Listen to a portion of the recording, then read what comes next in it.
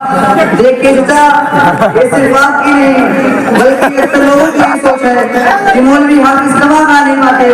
ये बहुत गंदी सोच है, जबकि खिलाने वाली जात तो अल्लाह रब्बुल आलमीन की है, जो रोजी देता है, जो खिलाता है पिलाता है।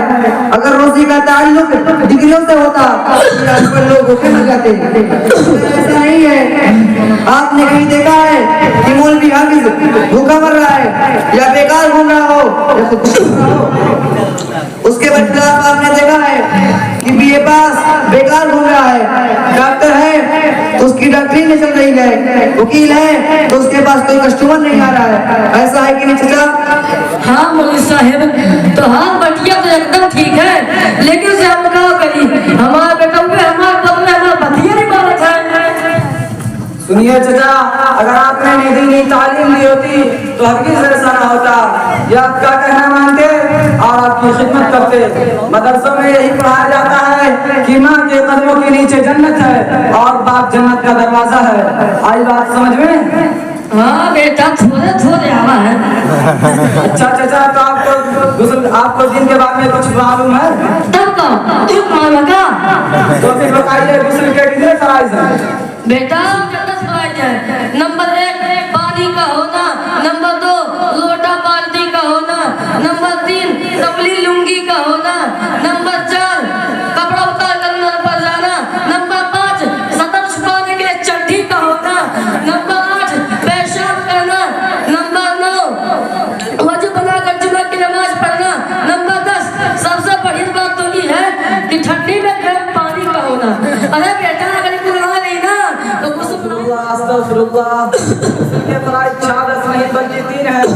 नंबर 1 रोजा ना हो तो गला के साथ कुल्ली करना और नाक के नर्म हड्डी तक पानी को पहुंचाना। नंबर 1 रोजा ना हो तो गला के साथ कुल्ली करना।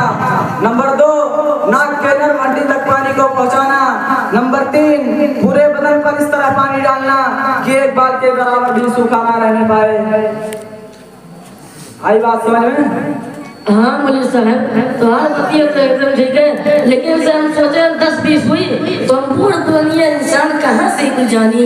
अच्छा बेटा, तू ही बताओ, तुम कौन मस्जिद मदरसा में पढ़े हो? आपको नहीं मालूम? कबिल वस्तु जिले में पगड़ी चौराहे के पश्चिम जानिब अल-मरकज़ुल इस्लामी के नाम से एक इदारा चल रहा है, उसी में तालीम हासिल की। अच्छा बेटा, उस कुलियत का पढ़ाई जाती है? उस मदरसे में कुरान, अरबी, इंग्लिश, गणित और मैथ बच्चों के लिए तालीम का बेहतरीन इंतजाम है। अच्छा बेटा, अब हम जाए थे, हमारा बेटा बुटवल से पढ़ के आया है, तो लिया ना बोटी हुई। अब बजाए तो बना खाई ली, उसके बाद में हमारे नदियों पे कहीं बाबा बाबा जल बनी रही हो। अच्छा ठीक है मौलवी साहब, अब चलिए तो अस्सलाम वालेकुम व रहमतुल्लाहि व बरकातहू। जलेबी ली है, जलेबी